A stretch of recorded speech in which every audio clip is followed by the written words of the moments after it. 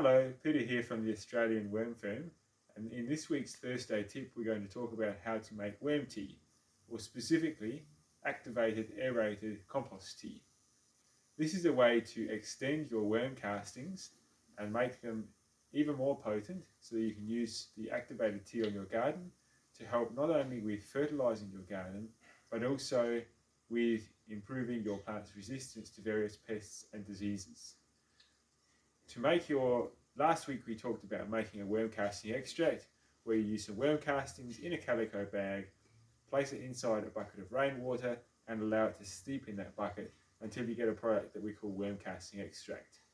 Extracts are used if you want a longer shelf life, if you want a product that can be put on your garden all year round and that can be used as a foliar application. Worm teas, by contrast, are much more potent. They have a much higher microbial rate because they help to multiply those microbes, and they also can be used not only on the leaves as a general tonic, but also as a significant plant stimulant. So today we're going to make some activated aerated compost tea, and I'll show you how. We start with the worm castings, and we have a calico bag like I showed you last week, and if you look quite closely at how fine the mesh is, you can see that it's very fine, and so it allows the castings to stay within the bag while the rest of the microbes and other materials steep into the water. So I'll just open up the bucket. This is one of our worm firm buckets. Get the castings, which is quite a dark material, and I'll place a handful or two in the calico bag.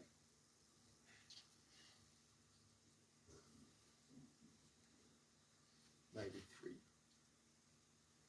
So we now have the worm castings in the bag. You don't have to tie it off too carefully. The main thing is they stay within the bag, and you can actually reuse the castings after you've finished.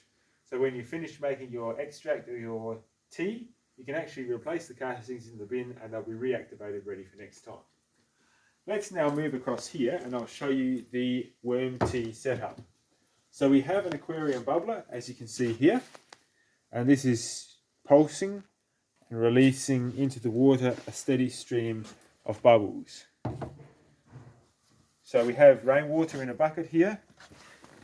At the end of the aquarium bubbler, you've got your air stone, and this helps to evenly distribute the bubbles right through the whole system. So that's bubbling away. I've got my bucket of worm castings. I place it in the water.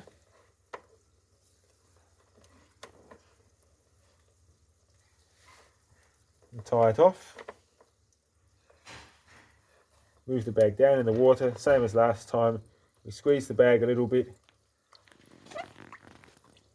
Start getting some of those castings out in the water.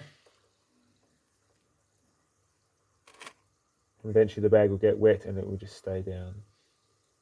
Alright, and it's as simple as that. Now, to activate it, you add extra molasses. So usually the very basic is called blackstrap molasses. You put a teaspoon of that, not a teaspoon, a tablespoon of that into the water. And what that will do, in addition to adding the air, the water and the whatever food is in the castings bag, the extra molasses adds a significant amount of extra food for the microbes, and so they naturally multiply. And we're talking very significant multiplication, where the population will be in the millions. When that happens, you let that bubble for 24 hours. At the end of the 24 hours, you can then use this, dilute it down 1 to 50, so it's a very significant dilution rate. You can use it on your plants, on the leaves.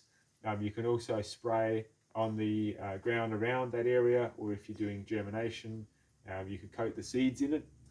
But you want to use it within 4 to 8 hours after you've produced it. So right now it's in the evening.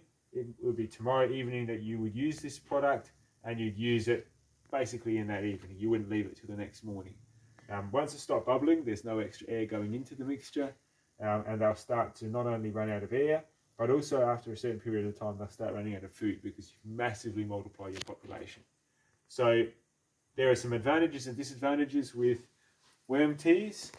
So the advantage with a worm tea is that you have a massively increased population, a much stronger product.